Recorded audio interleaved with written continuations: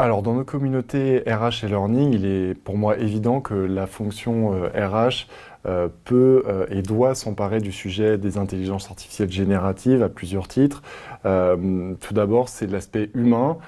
qui est important pour accompagner les collaborateurs sans les laisser à côté du chemin. Et la fonction Learning, souvent, a un rôle prépondérant parce que nous avons fait beaucoup de tests chez nous et nous sommes aujourd'hui les premiers testeurs, l'avant-garde sur l'utilisation des IA génératives dans l'entreprise. Pour nous, l'usage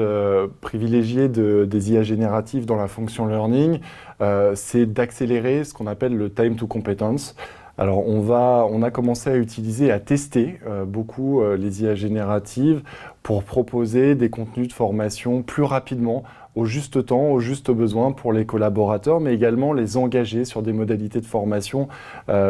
qui permettent une conversation avec un moteur d'IA pour pouvoir pratiquer learning by doing et mettre en pratique, tester ses connaissances avec ces nouvelles technologies. Ce qu'on a mis en place avec les équipes, c'est chez nous, les intelligences artificielles génératives sont bloquées, mais le message qui est porté, c'est allons-y, innovons, testons, ça va très vite, donc il ne faut pas perdre de temps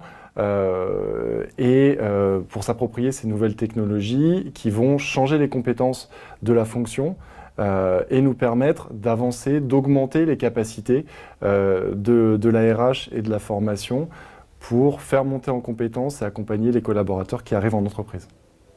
Alors, les limites des IA génératives, ce sont les biais, ce sont les hallucinations, c'est aussi parfois le sentiment dans cet ensemble d'outils d'être perdu. Et pour moi, le risque majeur, c'est de laisser des gens au bord du chemin et de ne pas embarquer l'ensemble des collaborateurs. D'où la nécessité pour le learning et pour la fonction RH, vraiment d'embarquer et de rassembler